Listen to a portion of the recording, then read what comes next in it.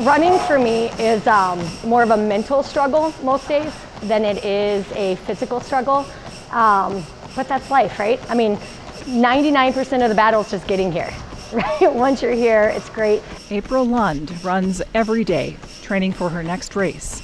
She has big goals, which include becoming a world-class athlete and qualifying for the Olympics, a goal she was on track to accomplish this year before COVID.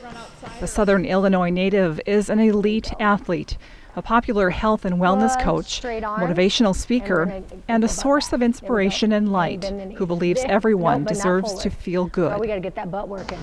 She's like, really? Running gives me an opportunity every day to be what I want to be and to give it everything that I have and to push my body to a level that I've never been before and that I never knew that I was capable of. And unless you get outside of that box, you don't know what you're capable of. April says she needed the help of others to escape a box that trapped her in an unhealthy, dangerous lifestyle for 15 years. It's a gift. It's a gift from God. And she became a runner in junior high and discovered her strength was in distance races. April's athletic career continued through high school and into college until she was injured. After that, her running became inconsistent. She started drinking, and soon April was in a downward spiral. It included some drug use and male companions who were physically and emotionally abusive. Then her mom died. April's drinking got worse, and she gained 90 pounds. I was just literally drinking all the time, from the time I woke up in the morning till the time I passed out at night. But I mean, I never really realized that was a problem. I still worked 2 full-time jobs. I was still a social person. I just didn't realize that how much it affected my life. April found herself on a different kind of track, leading to addiction. Part of addiction for me was just not feeling good enough and not knowing how to cope, because I didn't know how to cope, you know, and I always think every athlete is one injury away from an addiction as well, because we use, like for me, running and God helped me change my life, right? But without running, to make me feel good and to give me confidence and to give me strength and to find an outlet to cope with my stress, I'm not sure what I would do. April has been sober since April of 2015.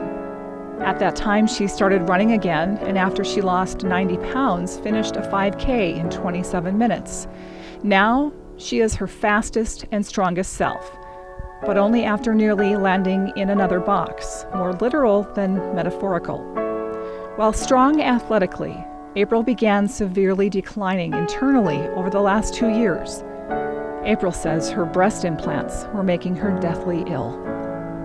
I was actually very skeptical of breast implant illness because I've doctored 5 days a week for over 2 years. I have done everything, been everywhere, different states, seen different doctors, and finally my medical doctor said this is the only thing that could still be making you sick. And I mean, high heart rate, unable to sleep through the night, trouble breathing, fatigue to the point I would just pass out. There were times my husband had to help me shower. Like, I physically put me in the shower, help me get out. And that's been going on for about 2 years. And then finally in October last year, my body just kind of broke and I've been on a constant decline. Even when I went for my surgery in March, I could barely even get up that morning to get to this surgery. And I went from training from an Olympic level marathon to trying to race a 1,500 meters, which is a little less than a mile. April had her implants removed in March, right before coronavirus restrictions put all elective surgeries on hold. It has been life-changing. Life-changing. I never knew like 80% of people that get implants have autoimmune diseases. Did you know that? They never tell us that. Even if they're, and mine were saline, they were some of the first saline, they weren't recalled. There are a lot of recalls out there too. And I'm really grateful that God gave me so many opportunities to get things right, because the better shape I got in, the more the autoimmune stuff came out and the more sickness and the more layers of sickness that came out. Because, I mean, I honestly, if I weren't training at this level, I think I would probably just not wake up one day. That's how sick I was. At 38 years old, April is back on track.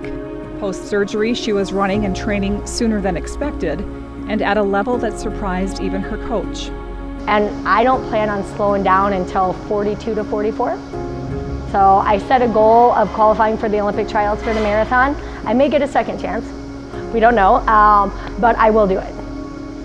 So if it's not for 2021, it'll be for 2024.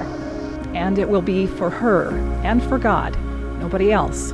April says everything she has been through has revealed her purpose to help other people heal. You know, my life motto is only look back if that's where you want to be. And I truly believe that. You know, I'm not going to get stuck dwelling on yesterday and reading yesterday's chapter, because if I'm stuck on that, I can't write my tomorrow. That you can do anything, and you are perfect just the way that God made you. And you don't need to find happiness in anybody else. You just need to find happiness in yourself. And it's hard, and we've all been hurt. We've all been what we think is broken, but you're never broken, you know. And we create our future today, and yesterday does not matter. It doesn't. And I would never change anything in the past that's ever happened to me. I wouldn't, because it made me the person I am today, and I can help so many people because of it. But I create my future. I don't depend on anyone else except for God, and that's it. And you can make the changes to create the future you want as well.